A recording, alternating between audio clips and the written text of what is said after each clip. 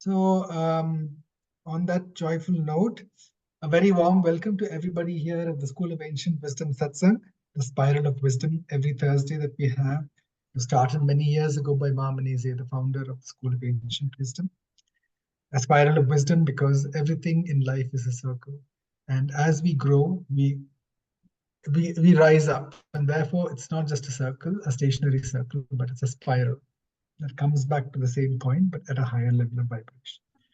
So before we start, may I request Swati to start off with a cool prayer. Good evening, everyone. O hidden life, vibrant in every atom. O hidden light, shining in every creature. O hidden love, embracing all in oneness. May each who feels himself as one with thee know he is also one with every other. Thank you. Thank you, Swati. So and now we have a lovely speaker with us, Valentina Mahesh. So just a brief intro about her before she starts off today's satsang, which is called Unlock Your Bliss. Pardon me, there's a cooker going on in the background. I hope I'm audible. Very much audible, very much. Okay, I hope you can hear me about the hiss in the background. It's going to go off. So, right.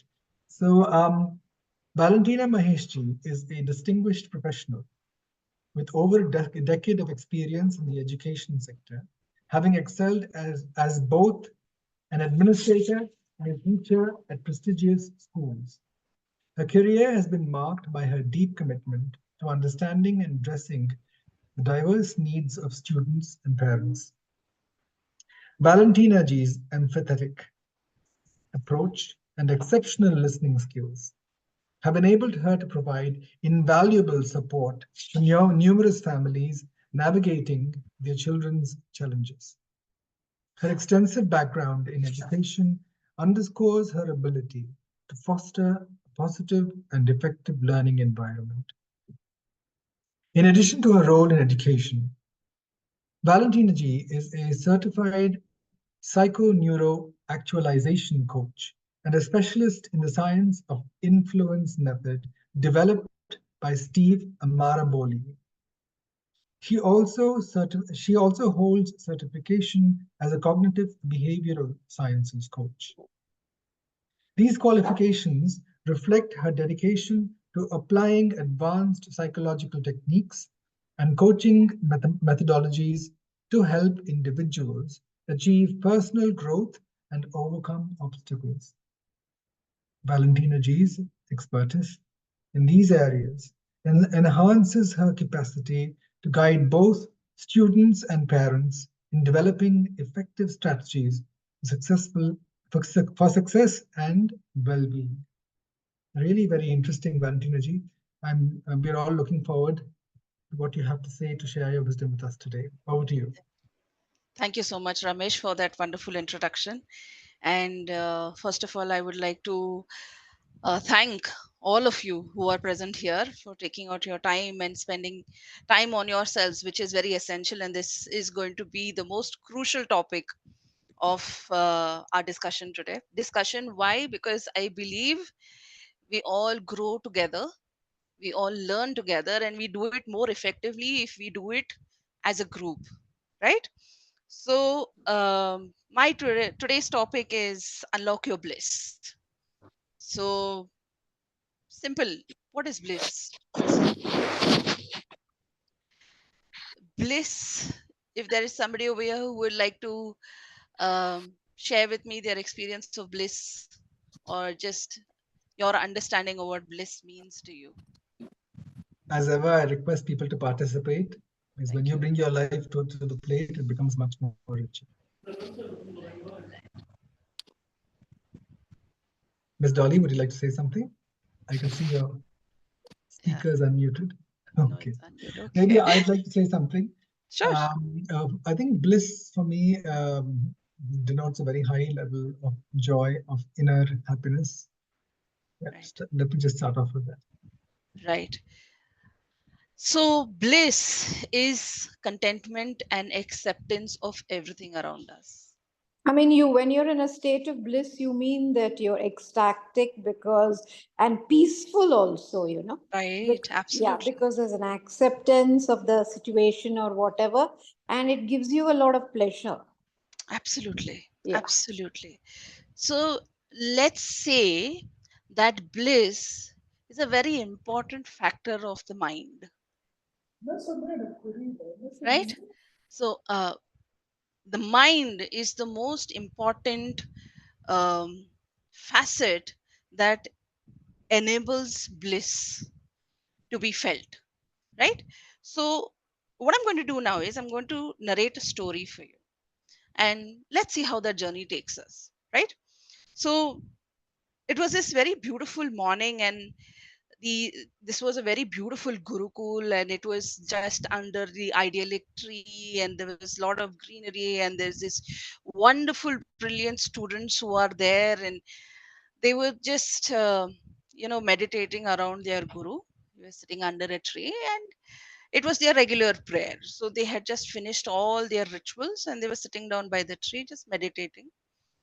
And what happened is, uh, all the children had their eyes closed, but there was this one kid who was, very uneasy. So the guru noticed this uneasiness in the student, and he told that little student, "Hey, Kishore, what happened?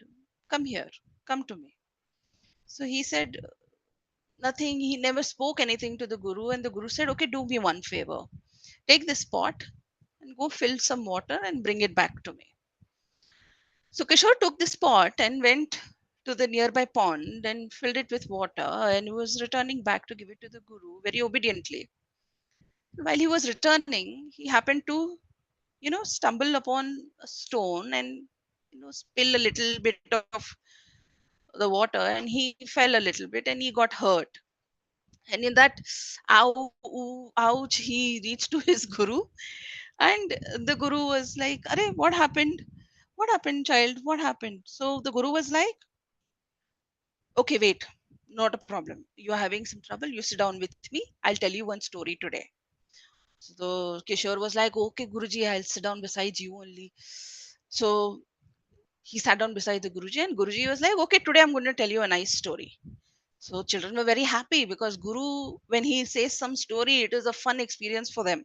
So the Guru is like, one day there is the one suppose you are going into the forest, and you are tired chopping all this wood and all these things. But tell me something. You're so tired, you're sweating, there's so much heat of the sun, and you chopped all this wood, and now you're just tired and you want to rest by this nice, wonderful shade of the tree. And just as you're sitting there and relaxing and taking in the cool breeze and trying to calm down from the heat of the sun, and just as you're about to get sleep, the Guru said, "What if somebody comes and slaps you across the face?" Oh my God. The Guru says, "What will your reaction be, my children? Please tell me." So one of them stood up and said, "Guruji, I will be very angry. In fact, I will go and slap that fellow for disturbing me." So then the other one said, "Oh, Guruji, first I will find out what was that person doing there in so much of heat, and why did he have to come and slap me?" The other one said, "Now this person, this child who said this was the Guru's son himself, saying, Guruji, I think that must be Kishore only. He must have come, bought food for me, and he must have come there, and he must be seeing me sleeping. He must have slapped me." So in that very interaction, the Guruji noticed that Kishore had a little bit of a tear in the eye. So the Guruji asked Kishore, "What happened?" So he said, "Guruji, I'm feeling very bad. Actually, this morning while having breakfast, Guru Ma made good portions of food for everybody, but I was just too greedy and I took the portion that was meant for Guru Bhai also. And I ate more than I should have. But even in that situation, Guru Bhai thought of me as somebody who will bring him food. Now I am feeling very bad. Like, I didn't like, even in this situation, Guru Bhai is thinking of me. Okay. So the Guruji says, doesn't matter. You listen. What and how we react in our worst situations, like if something happens to you so badly, how we react is that the pot, when it spills out, whatever spills out from that pot is what we are. Whenever we are in a tense situation, whatever spills out is a natural reaction. So if there was water in that pot, water will spill out. If there's milk in that pot, milk will spill out. Now, same way, when we go through harsh situations in life, whatever is in us, our truths, whatever we have collected from over the years, will spill out. Now, this is a very important aspect towards the road to bliss, isn't it? Because how we behave, how we interact with everybody around us determines how much at bliss we can actually be, isn't it? Right? Yes. In fact, it reminds me of an adage that if you squeeze an orange, you get orange juice. And if you squeeze an Absolutely. apple, you get apple juice. So if you squeeze a good person in a tight situation, it'll be good things that come out. Exactly. Exactly. So when you are in such a situation where you're challenged, where you're pushed to the limit, it is what is inside you that will spill out. Now the question is, what will you do if you were slapped on a summer day like this? How will your reaction be? So that requires a bit of introspection, so to say, and that is the basis of bliss. You cannot really walk onto the path of bliss unless and until you sit down with your own self and have the hardest conversation, isn't it? The road to bliss is determined by how we choose to walk the path, but that is not possible if you don't sit down with your own self. Unless and until you're not in bliss with your own self, there's no bliss anywhere else. So the first step of achieving bliss anywhere and everywhere is to be at peace with your own self first. So first step of unlocking bliss is self acceptance. And the first lesson is to first accept who you are, how you are, and very importantly, introspect on where you are, failing, or where you have shortcomings. You work on those. Many a times what happens is we want the best, we want to give out our best, we want to give our 100%, we want to be the champions of whatever we do. Unfortunately, it is the people's triggers around us that waver us from the path. For example, I'll give you a little of my own experiences on the spiritual path. So one of my weakness is anger. I mean, I'm sure many of us have the same problem where we get triggered by somebody saying something to us. So it so happened that I always had this anger on the edge. Like I would be upset on the smallest of things. And one day I realized how much of damage I have done to my own self in this anger. And I realized that the basis of my anger was ego. I had a big ego, bigger than myself. Mm. Hi. Uma, Hi, sorry, Uma. You late. have Sorry, I joined late. Sorry. not a problem, Uma. Continue. I can hear you. Yeah, sure. So the ego was so big, I was causing damage to my own self rather than anybody else. Obviously, I sabotaged my own self in the process. I sabotaged my I sabotaged my work, I sabotaged my interactions with people, I sabotaged my self progress also to that matter. And what hit me the hardest was in the month of January 2024 this year. I'm just uh, I'm just in my late 30s, and I suffered a heart failure. My heart was functioning only at 19%. And when I was there in that condition, and the doctor said that, you were so lucky and blessed by God that you came in time, or this you would have suffered something that, it would have been very dangerous. I mean, it would have been the end of your story, so to say. So at that point of time, when I was in that bed with all this, medical procedures around me, I had a lot of time to introspect. When you're unwell, you either suffer or you introspect about your choices that you made in life. Yeah. And I fortunately had the time to introspect at that point of time. Like, what have I done? And at that point of time, I realized that I had so much of I pain think in it's me. over 7 maybe. Uh, You want to A listen? gentle request Yeah, to mute Umaji, yes. Thank you, thank you, thank you so much. At that point of time, I came to realize that I had burdened my heart with too many things and chose to close it in a cupboard and not address those issues.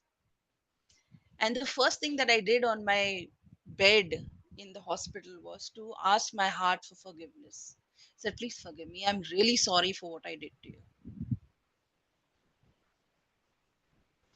We unknowingly pick up so many traumas, so many episodes, so many incidences, and we store so much of our pain in our hearts, hurt, pain, anger, all these things so deep within us.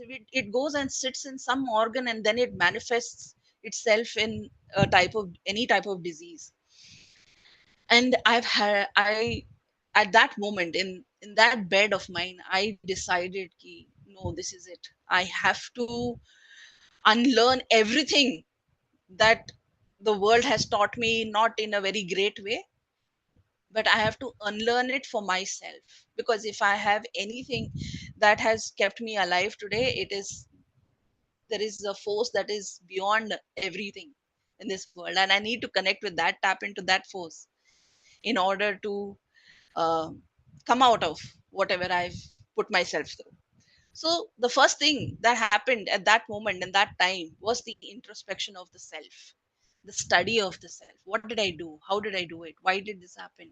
Okay, this is how I was behaving. This is how I was reacting to people. This is the reason why I went on to this, path.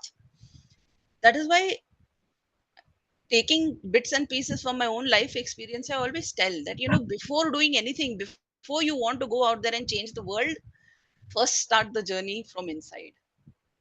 Look at the way you think, look at the way you speak, look at the way you take things, look at the way you receive situations.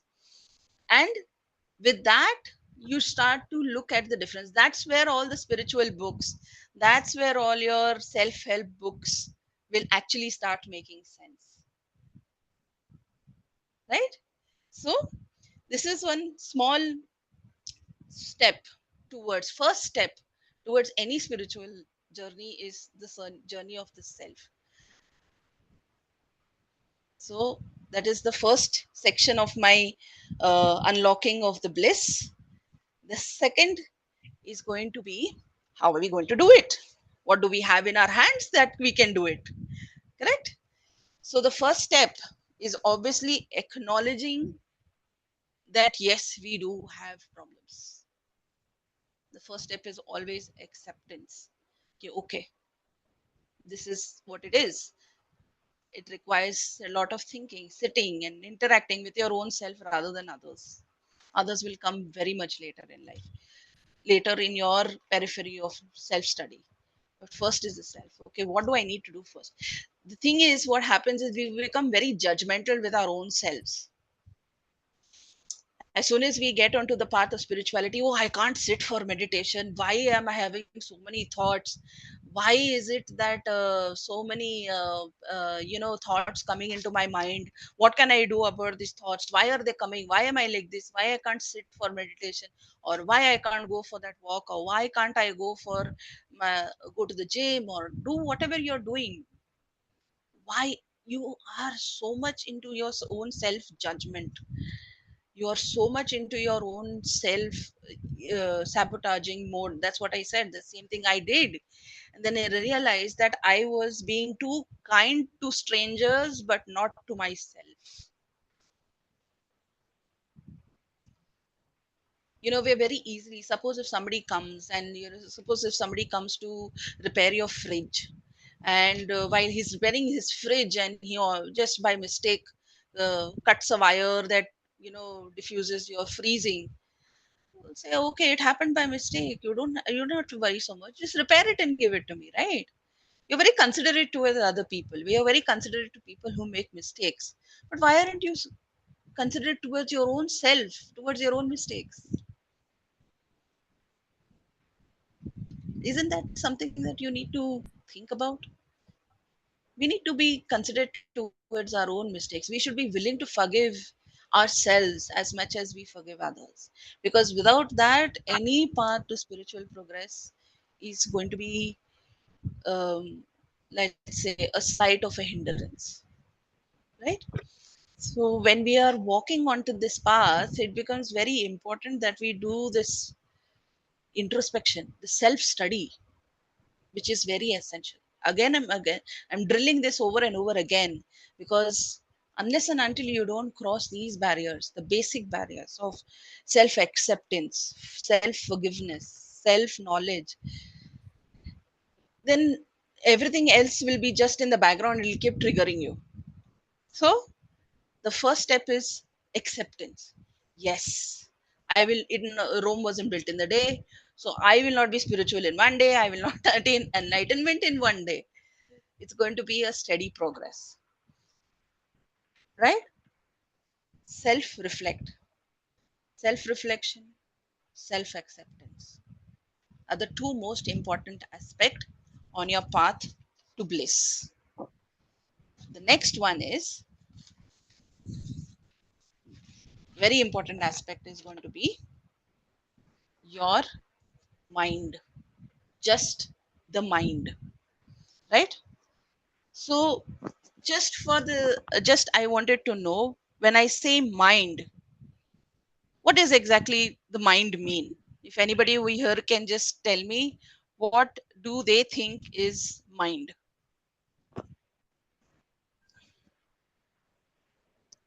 Mind actually has to control the body, right?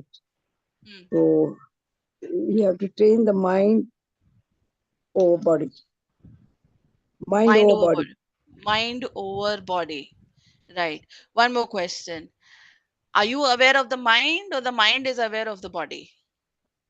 Both ways, I suppose. Because when I'm doing something wrong, or if I've done something wrong, my mind has to tell my body what is it that we are doing wrong, right? So Right. I think both Okay. are intertwined, is what I feel. When I'm All right. doing something wrong, I have to recognize that I'm doing something wrong and correct Right. it. Right. So that's what. Thank you so much, Uma ma'am. Thank you for Okay. being so Mind is interactive. basically thought and memory. Thought and memory. Very nice. Very deeply thought about. Very nice. It is an aspect of the mind. Correct? Yes. So, thank you so much. I didn't know who spoke, but thank That's you so Mr. much for Janaki. your. Thank you so much, Mr. Janaki. Right.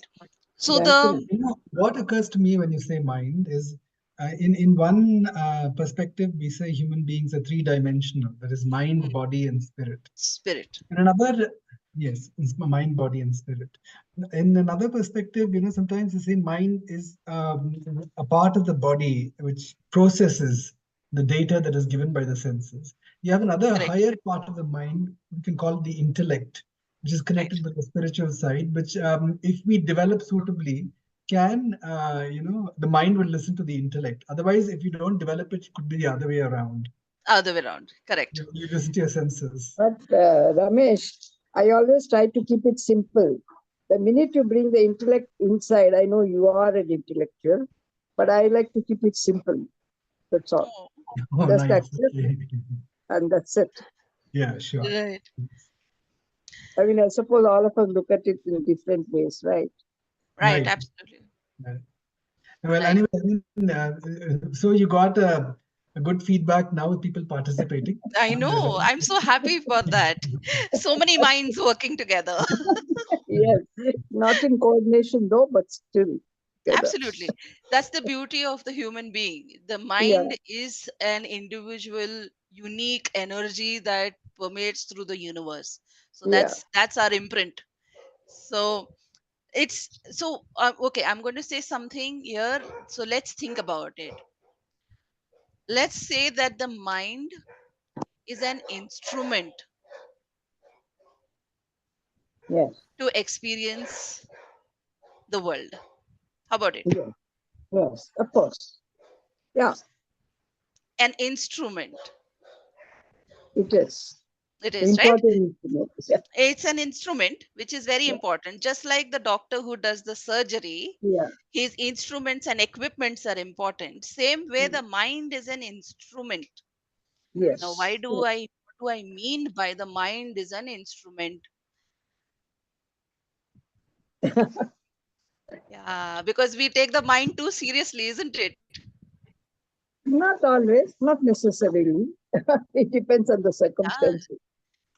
Yeah. See, when I say the mind is an instrument, but the mind is ruling the roost. Oh, I feel like eating something sweet today. Yeah, Oh, I want to see something very beautiful today. I don't want anybody to crib and cry in front of me. I want everything to be good in front of me.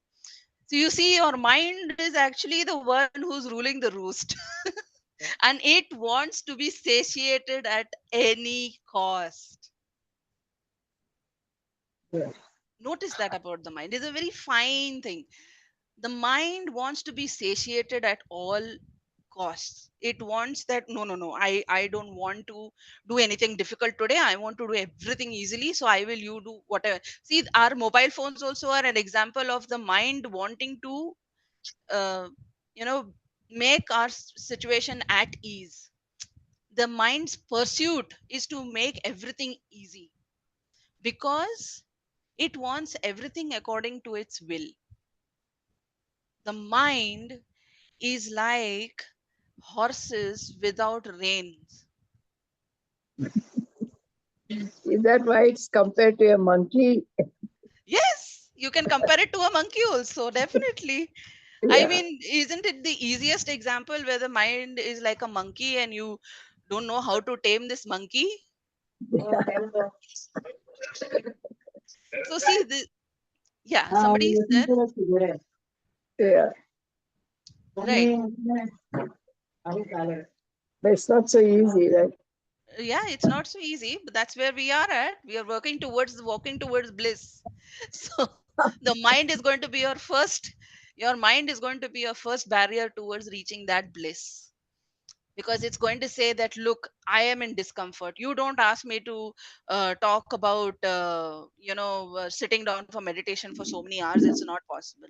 Or you don't talk to me about sitting in one position and my legs are aching, body is aching, and all these things. I don't want this discomfort. I want something fast, easy, very smooth.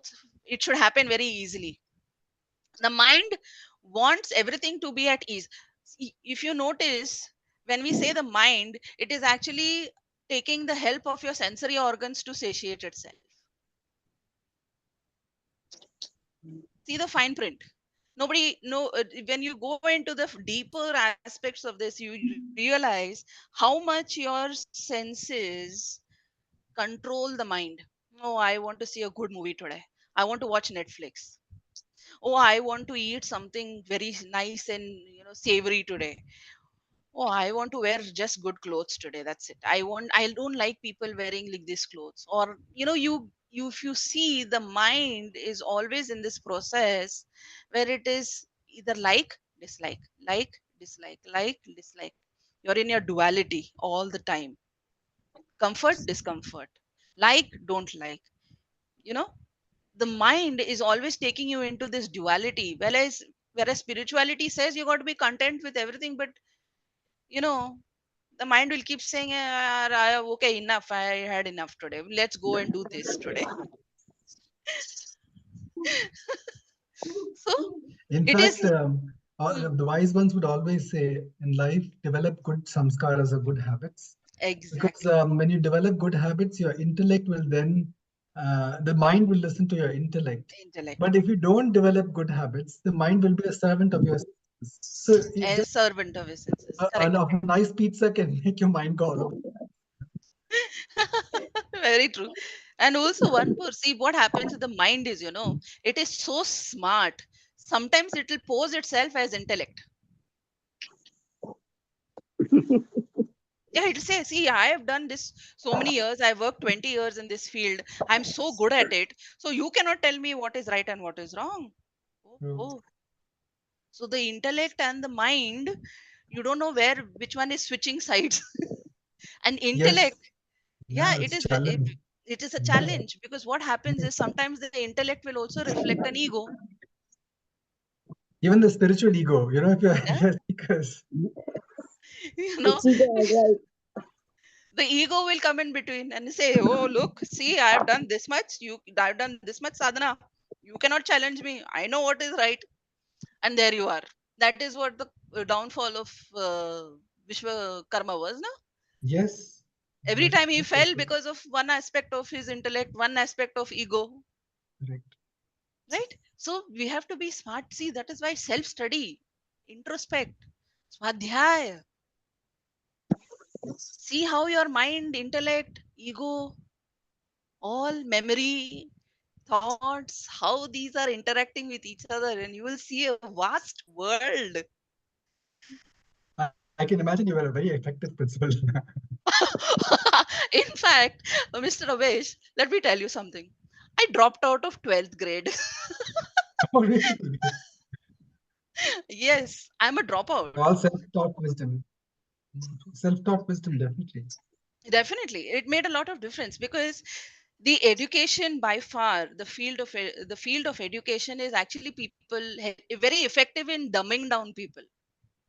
Sorry to say, I mean, there will be varying opinions about it, but mine is a very harsh one. I feel that the education in the current system is just dumbing us down. Yeah, Where is the ability to exercise the intellect? Where is the ability to exercise the mind? Where is the ability to exercise the samskaras? correct. How does There one is provide the space for others to, how does one provide the space to bring out the best in others? others. Everybody wants to become this best in themselves, but what about others? Yes. How are you going to do that? That's the most fundamental questions. That's why I've got into this conversation of the mind, the intellect, the ego, the memory, the self, and ultimately the ultimate reality, Parabrahman. When we have so many steps to cross, the first two steps itself we fumble. First is gaining control over the senses.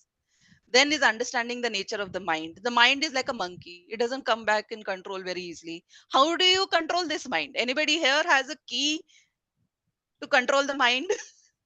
If you have, you will be the richest person on the face of the earth. I'm telling you. Sometimes I've observed just to sit back and observe in that moment, Okay, I'll unless, make everybody rich today. unless of Ramesh. course we are in a situation where it is an emergency. Right. Sometimes the best thing to do is just to sit back and observe. Right. I'm going to become the richest person now. I'm going to tell you how you can control the mind a little bit. All years. All yes, na? Everybody is hearing me? Everybody can hear me, right? Okay. The key Yes. to having the control to your mind is your breath. It's very basic. It's the most basic thing. Do this exercise with me. Wherever you're sitting down, just take a breath in and breathe out. Another breath in and breathe out.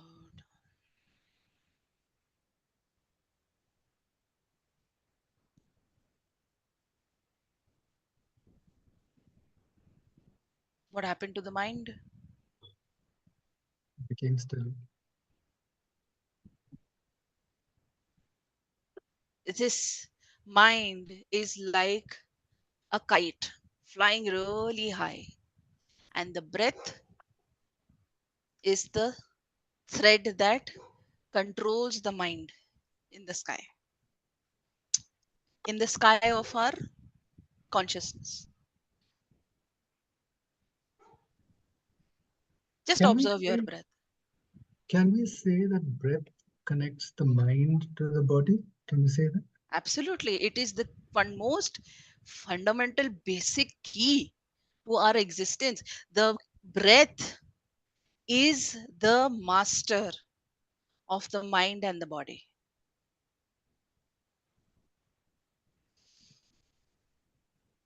Observe yourself. Just observe your body. When you're tired, your breath is heavy. When you're sad, your breath is shallow. When you're happy, you will not even realize you're breathing. You're so exuberant in you're so exuberant in happiness, you won't even realize you're breathing. But the same situation, turn it upside down, go to sadness, and you'll realize you're breathing, and it'll be very heavy. Your chest will be very heavy, and your mind is not at ease.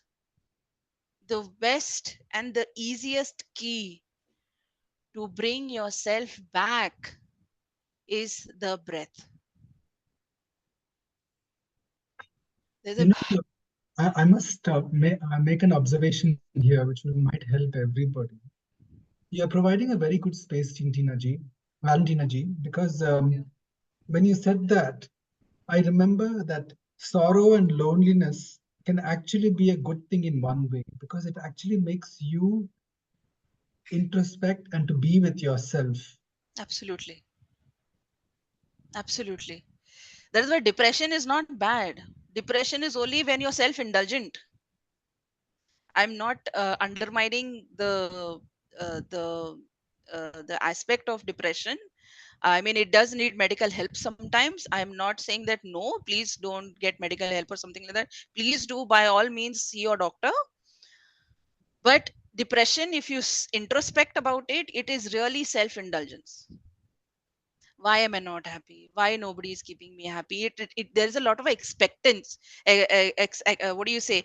There expectations that why is this not happening to me? Why is that not happening to me? Why am I not getting this? Or why people are not acknowledging me? Why people are not loving me? What have I done?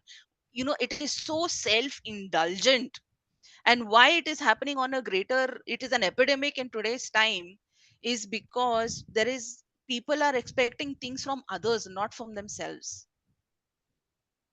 There is so much of expectation, and the burden of expectation is placed upon your peers, your spouses, your friends, your families, and whoever it is. There is so much of burden of expectations that why people are not doing this to me, why are they not acknowledging me, why are they not loving me, why are they not taking care of me. On the other side, on the flip side, if you see, everybody is very self indulgent today. Everybody only thinks about themselves. You see how duality has brought this epidemic on a very prominent level today. One side, everybody is only thinking about themselves, so they don't have time to think about the others. So the other person is thinking, okay, why I can't I have that expectation that people should be there with me. You see how twisted the equation is.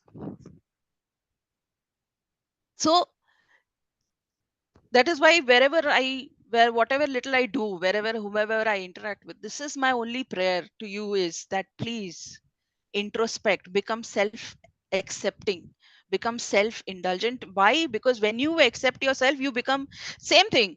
When your cup is full, then only you will be able to fill other people's cups.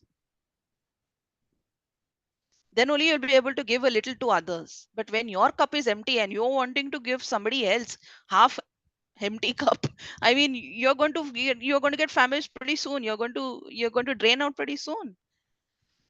So where do you need, where do you come up with this kind of energy? You come up with this kind of energy when you sit with yourself and sit with your breath, most importantly. Right? So I gave you one very important aspect of self acceptance, self control, self whatever. Control of the senses is very essential. When things go south, the only thing that helps you is your breath. when you don't know how to get a hold of the situation. You're in a very, like for example, I just wanted to share this little experience, where the first time I visited the School of Ancient Wisdom, I was just sharing with Mr. Ramesh that the same very day my father went missing. He had some financial issues because of which he thought that he will not be able to handle the situation, and he um, just took off. He left everything by his table and he just took off, saying that I'm not having the capacity to, mental capacity to support you. I have not been a good person. And somewhere it made me also realize, see, situations are such that it can happen to the best of people. Anything, the mind can, just give up on us. And some of the best people are examples, like like for me, Robin Williams is an iconic actor, and when he committed suicide was such a heartbreak for me.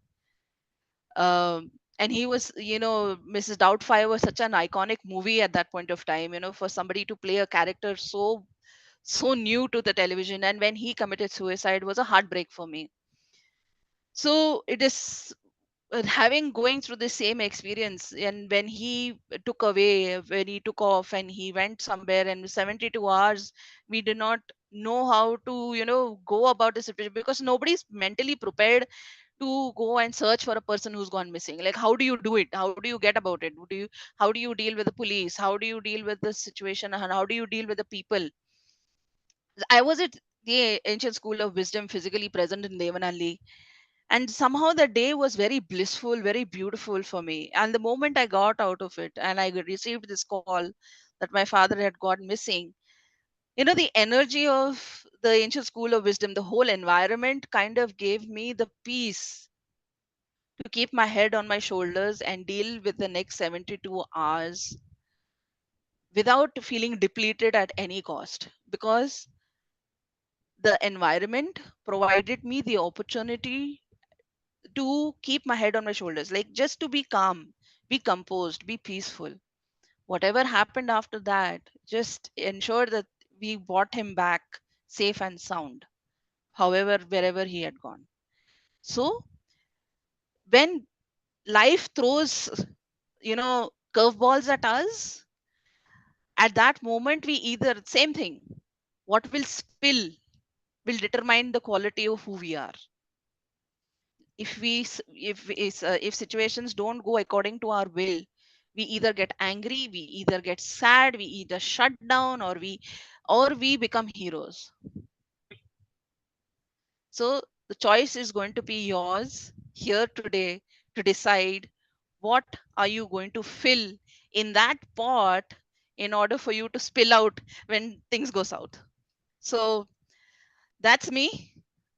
And I think I did what I could best over here. I hope you enjoyed this little uh, key of wisdom that I've managed to pass on to you. Thanks to all the great gurus who have passed on this wisdom to us.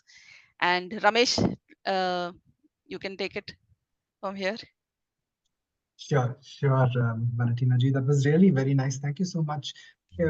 I must say there's a lot of wisdom. The space that you provide is really, your students are in very good hands. Thank you. Thank you. That's a big compliment to me. Thank you. Really, I can see that, because as a person who has also taught, it's when you look around you and you observe, you look at, you also observe what you're left with after having met different people. And Right. after having met you, really, I think we are left with being a better version of ourselves. It's really very empowering and wonderful. Thank you so much.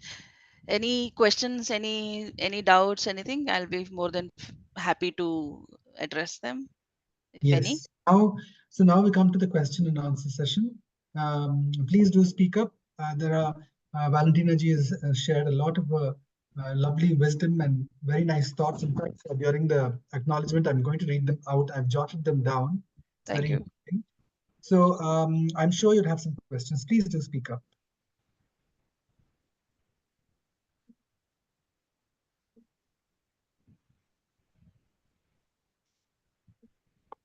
What is the abhyas or practice you would recommend?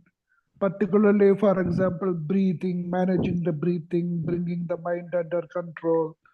And also, introspection is very clear, of course. So one Right. should do that.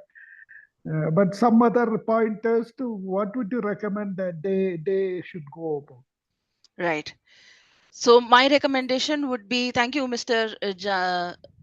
Janaki Ram. Thank you so much for your question. I think Mr. Janaki Ram asked the Yes, question, right? Yeah. correct. Thank you Yes. so much, Mr. Janaki Ram, for the lovely question. Um, when it comes to practice, what I feel is to start step by step.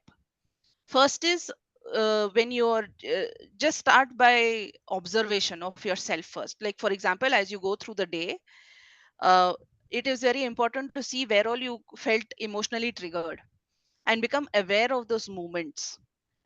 As a regular practice, I would definitely recommend a little bit of just 10 minutes of sitting with yourself in an open environment, whether you like to go out and do it externally, like sit in the garden or a park or a open place where you are interacting with nature. Just sit down with nature and sit with yourself is the first recommendation here. Is second is you can intensify this by practicing pranayama.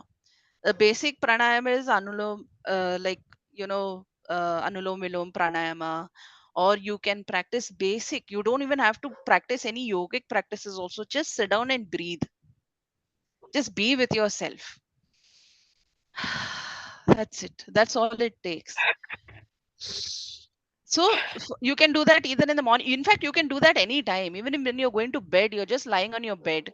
You can just breathe in and breathe out and just calm yourself down and probably just decompress, so to say. Just let go of everything that you have had, the interactions through the day, whatever you felt good, bad, ugly, sad, whatever it is. Just let it go. Like when you breathe in vital energy that is freely provided by the universe. You breathe that in and you breathe out everything that you don't want, everything that you feel is not useful to you. Just let it go. That is actually the essence of letting go. Just breathe it out. Also, it is important to note that whatever toxins are there in our body, that are stored in our body, they go through certain percentage through our excreta, urine, and whatever, sweat, but majority of it leaves the body only through breath. A lot of the toxins are stored in our system in the sthula sharira, like the very not in the sthula sharira, sukshma sharira, the most subtle form of our body. Everything is stored, so that needs to be purged, and that can be only possible with the breath. Now, if I get into the intricacies of it, we'll like go on for very long. But the basic is you sit with yourself and just breathe. You don't feel like doing yoga, don't do it. Just breathe. Hand in, breath in and out, it all is all it takes. Right? So you can do that anytime as per your availability. And definitely introspection is one aspect of it. Thank you. Thank you so much. One more is, how do you foolproof yourself from external events affecting you, particularly what is currently happening in the country and Right. every day on the TV, which comes newspaper. We all know what happened in Qatar. Right. It upsets everybody, So how Absolutely. do you really guard Navigate yourself? that. Yeah, right. What you need to do, what you need to understand is, how do we guard ourselves? First of all, we need to understand three things, three very important aspects. There are only three things we can control in our lives. One is our body, one is our thought, and one is our speech. Body, I will consider into actions. What we do, uh, like what our thoughts are, those are things that we can control. We have very limited control in our lives. What we can do in those three controls is going to determine how you safeguard yourself. Can you go and fight physically for whatever is happening in Kolkata? Okay, if you're physically there and you want to go and do it, definitely you will go and do it. It will be your choice. Ultimately, it is a choice, that boils down to whether you want to go there physically and do fight for something, or you can say that, look, there are bigger things that are happening on a global level that we don't have control of. For example, wars. For example, issues like what is happening in Kolkata. The only way to understand is we are connected to the universe on a karmic level. Same way this earth is connected to the universe on a karmic level. It has its own course to take, right? Our earth also has a karma that it has to fulfill, which it is fulfilling in its own way. That is very big an aspect where we have to surrender to that aspect, which we do not have any comprehension of, but it will happen. Like for example, we cannot control floods, we cannot control natural calamities, we cannot control what happens, what people do also. We can't even control what our neighbors do. So the only thing we have is, okay, what I can do.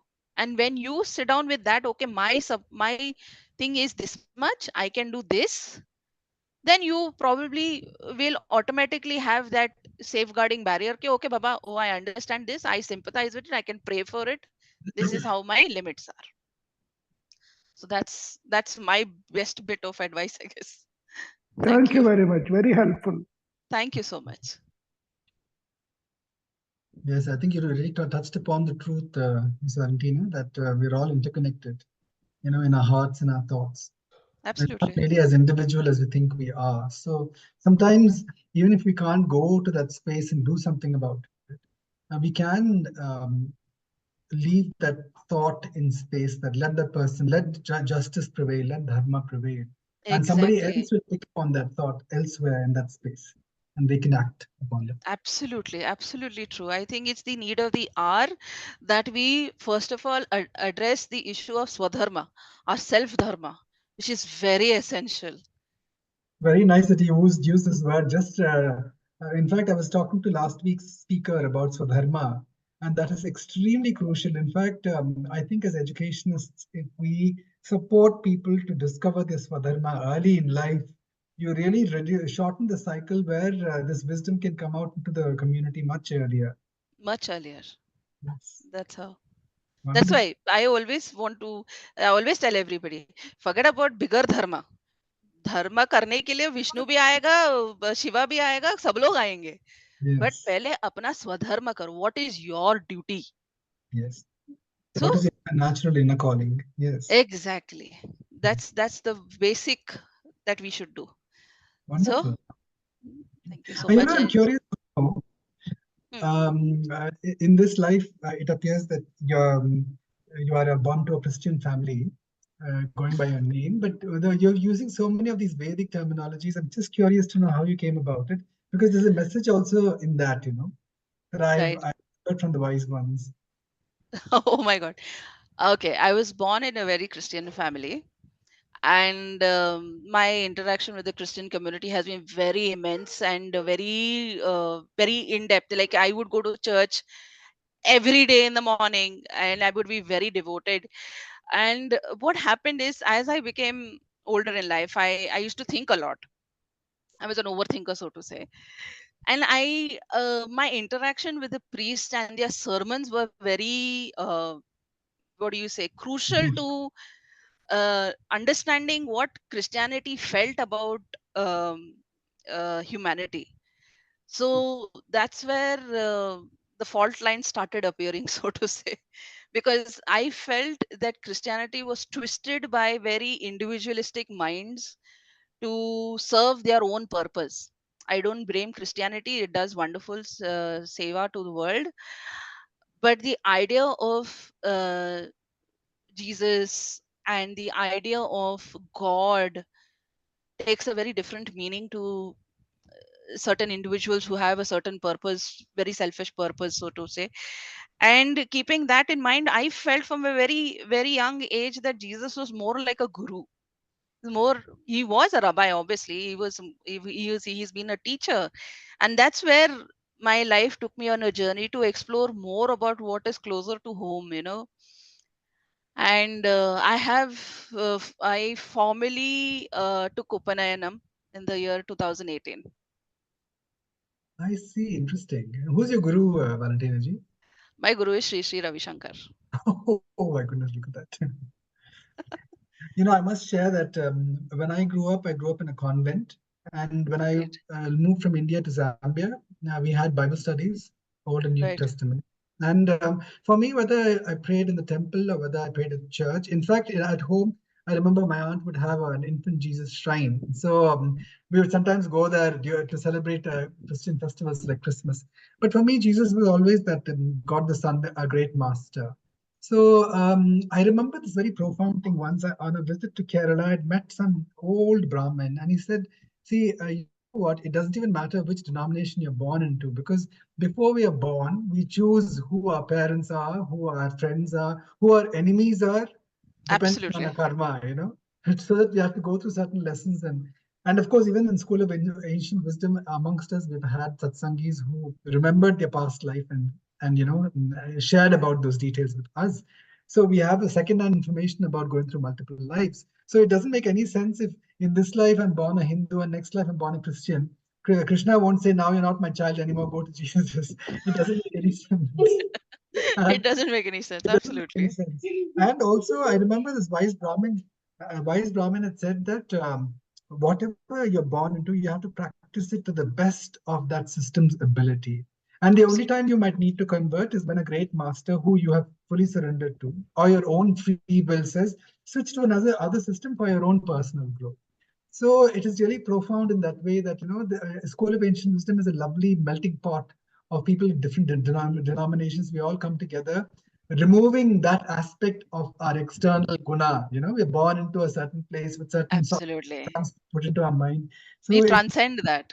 we transcend, and it's so beautiful when that happens, because you really start experiencing humanity at a more subtle and a different level. And having Absolutely. visited 3 countries, I mean, I lived in 3 countries and visited 10 countries, I can say that when it comes to seekers around the world, it is with great joy that I share that there is a common thread. You can't make out who is spiritually more advanced, but some symptoms they say are gentleness and harmlessness, and that really stands out. And it's so wonderful to Absolutely. have you. Really, it's so wonderful to have you here today. I'm so privileged to be a part of this community that has such evolved souls. It's absolutely it has been my pleasure sharing my bit of knowledge. It's like putting a drop in the ocean for me. I really wish we have more principals like you. More schools My and God. education institutions need people of this wisdom. In fact, in the olden days, when the Gurukul system was there, I truly believe that Hinduism is actually a way of life. I mean, you are a Hindu. You've demonstrated it very clearly. It doesn't matter whether you believe in Krishna or Jesus or Allah, but a Hindu is a person who follows dharma. That's how I see it, Absolutely. as a way of Absolutely. life, not as a religion.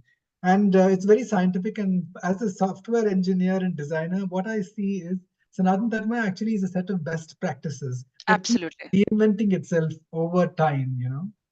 So I've jotted down some few points. And if anybody has any more questions, please do speak up now before I go to the acknowledgement. Arunji, did you have something to say? I can see your mic is on. Okay. I'm sorry, by mistake it was on. Sorry, Ramesh. Okay, no problem. Anybody else? Sumaji, something to say? I mean, Uma here. Hi, Ah, Ramesh. yes, I yes. just wanted to, so same thoughts of for you was going in my mind when I heard you talking about. See, I'm a Pakka Brahmin Hindu family born and brought up in Bangalore. Okay, the very, the customs and privileges, whatever. Right. But suddenly now I felt the need that I have to shift into a retirement home. So the thought was going around in my mind from a couple of years because I didn't want to trouble my children. All the children are here. In fact, Bormangla, where I say they're also there. It's not that they're not there. But they were very concerned. Every day they will think, what are you doing? Are you okay? The night you are alone, because 20 years I stayed alone. So then it went on bugging me, and I thought to myself that I should move because constantly they're worrying about me. Then there's no need. If I'm terribly sick, I mean, fortunately, you know that I won over cancer. At least I'm on remission now from 23 years. And diabetes, I've given up insulin. I'm working towards it, working on myself, as Tina was mentioning.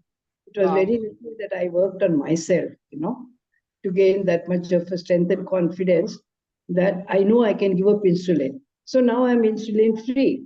Wow. Because I worked on myself, right? As you rightly said, you have to work on yourself. You have to take life as a challenge. And say, okay, Absolutely. I will give up insulin. It's not that I'm dead tomorrow, right? I'm My God. enjoying my life. Because that stupid thought of taking that prick wherever I'm sitting in the dining out with friends or whatever, I have to carry my pen always and take it. So now that is obstacle is removed, right? And now coming back to yours and Ramesh's thing, having I shifted there, Augustinian Nivas, it's called, it's about 55-year-old. It's actually a German found thing where the Mother Teresa took, I think, as you know, some of the nuns from Kumbhakonam and all that, Kottayam and all that, and trained them, brought and established here. So that time itself, 55 years back, she thought that we need some retirement home. Right. And it's a lovely 4 acres land. That's why I love coming to school also, because that expanse itself is enough to take away all your thoughts and evil thoughts and good thoughts, whatever it is. It brings that comfort level. You start enjoying the nature and the bounty Right. and start counting your blessings. Okay, that I'm here, and I go to church. So a lot of my Hindu friends there, who know me, of course, for many years, like 40, 50 years at least, they all are wondering, hey, you're going to church in the morning, you go to the chapel? I said, yes. Why shouldn't I? I love the chapel. It's so Absolutely. beautiful. Absolute silence. And they conduct the sermon so well. They're singing, their coordination. Only thing I don't get my communion. So Right. what? It's okay. I can take my wine outside also, right? It's not necessary that I have to get from that particular bowl. So what I'm saying is, these are things which you have to change yourself. Right. You have anyone else to change your circumstance or your way of thinking or your mind. It's all up to you. It's all up to Absolutely. you. That means, how you brace yourself to a lot of things in life and how you start accepting things and surrender. Accept and surrender along with positivity of life. Accept and count your blessings each morning. That positive affirmation really has kept me going all these years. My God. That I'm Lovely. good. Very well said. Yes, Yes, acceptance and Lovely. count your blessings. Lovely. I had a lot of problems in my life. I mean, I was with an alcoholic husband, left with 3 kids. I had to also have a mastectomy. Then I thought God wanted me to be Ardhanarishwara because I Wow. was mother and father. Wow. So That's maybe that profound. is why he made me remove my one breast. I gave it away because I'd finished the function of, bringing up 3 kids. My son was already 8 years when we got separated. So then I told the doctor, just take the thing out of my body. That's all. I don't want it. So the thing is, it all depends on ourselves, is what I Exactly. feel, how you shape yourself. So I break it down to 24 hours a day. I don't think today was a good day. I love today. We went to hot springs. I'm sitting in a farm. Now, sorry, after I went for the marathon, Mumbai marathon, half marathon was there with the visually impaired. I support them. They all know it in the school. So then I had such lovely experience. Suddenly Sachin calls me. Everybody was going gaga, gaga, Sachin, one photograph with you, one autograph for me, blah, blah, blah. And here I'm standing right at the back, and he points out to the security, please go and bring that elderly auntie to me. So this is something which you need to cherish, how it happened. It just happened. Right. So you just have to be thankful. Absolutely. So I think that thankfulness, that gratitude, what we say, as you very well know, attitude of gratitude. Absolutely. I think it Absolutely. takes far away. Yes. And forget about intellect, forget about all these things, mind, body. It's there. It's there. It is part of you. Thank you. Thank you, Maji, for that powerful message. I think acceptance and the attitude of gratitude is something that we all have to practice every Positivity. day. That takes you a long Absolutely. way. And break down your life to 24 hours sometimes, not even one day at a time. That is, you have to practice to make it perfect. And the other thing which I also really trying to practice detachment with love. That's not very Yes. easy, but you have to be at it. Then it becomes easy. So every day, I think we have to deal with ourselves first. Yeah. And I then think one way to deal with detachment, like what you said very beautifully, is learn to detach with love. And I remember this very beautiful line I read where Swami, I think it was Subhash Chandra Bose, who said that, life is all about burning yourself before you get physically burnt. yes, that's also true. Actually, it's just your body which is being burned, not the Yeah, spirit. you got to detach yourself in such a way that you're already there, already We had done. a body donation also already. For Yes, right. Rajasthan, we held the body donation camp to Manipal Hospital. Mm, And on August 15th, when they invited me to honor me, told of the what, the chairman and all that. So that day was organ donation day also. So right. fortunately, my son also was there. And I wrote out and gave my body in donation. So I told Dr. Balla, whatever it is, I'm battered in life, but I suppose you can at least use my skin. So he's joking. He said, no, madam, who told you? We are going to use every part of your body. You've done such a wonderful thing today. So I'm very happy. Please spread the message. He's telling me, please spread the message. We need now organ donations and skin, I believe, especially, is becoming very difficult for them to get. So Right. like I would thank you so much, Uma ma'am. Yes. you should not Uma, plan. It never goes the way you want it to go. Right. Uma ma'am, I will just ask Ramesh to conclude the Thank you. discussion. Thank you. Sorry if I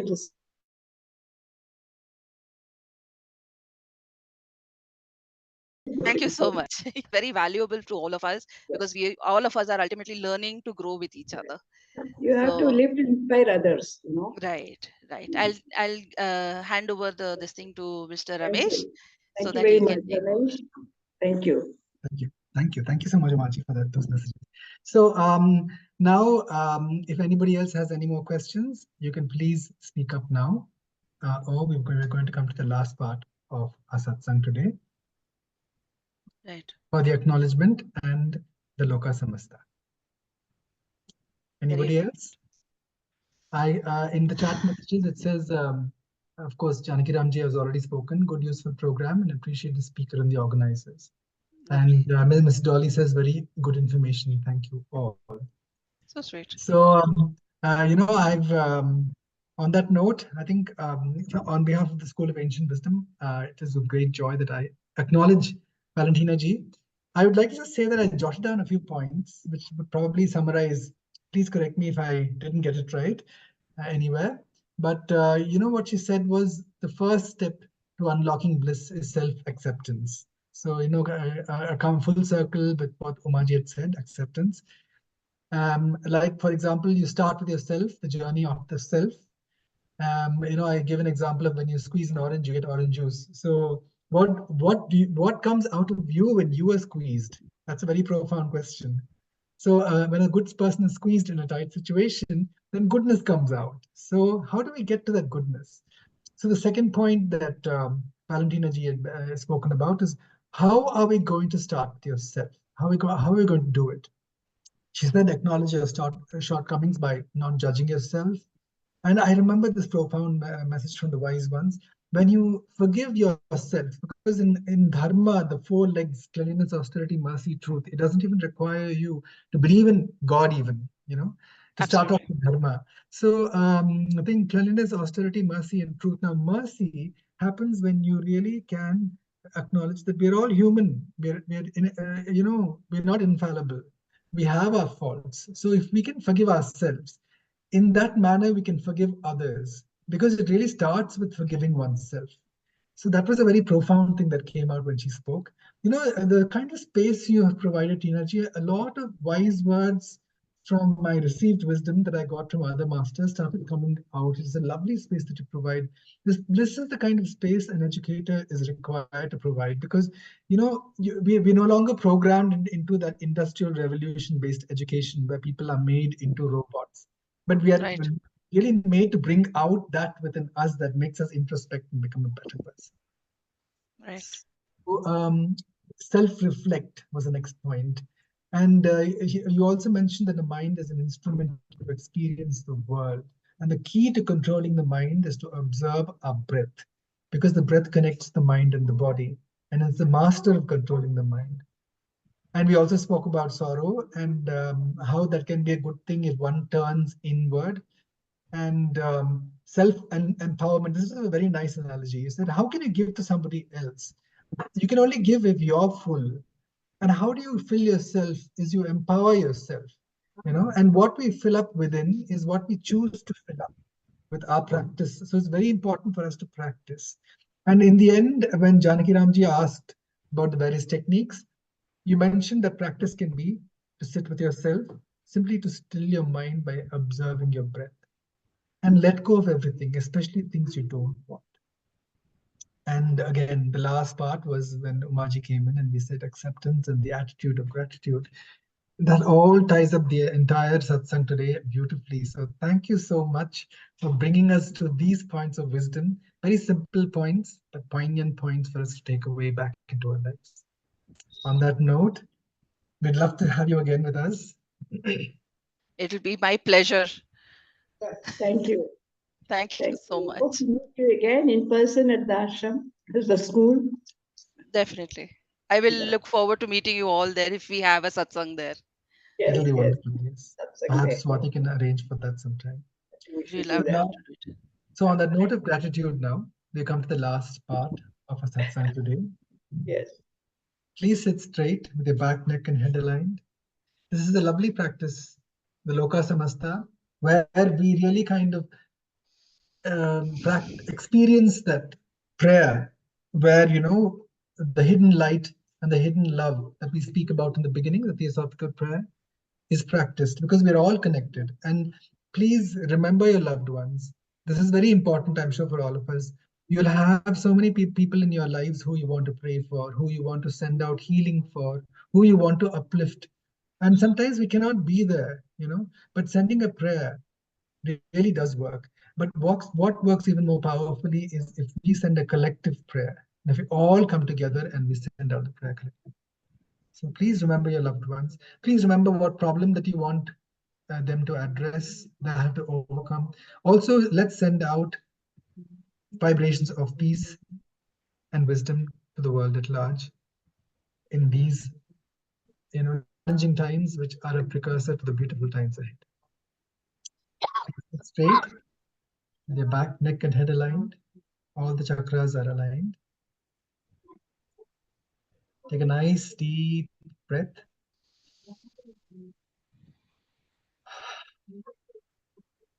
And let go. Observe the silence within, which is the language of the soul.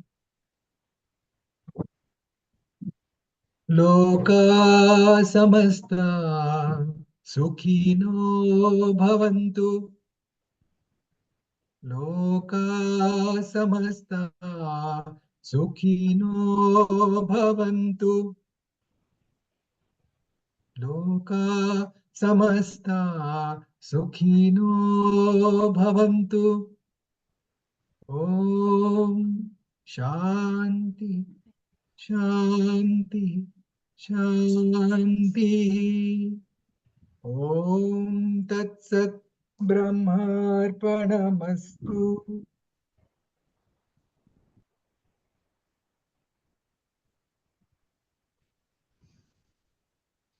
Thank you everyone for being here today. Thank you so much.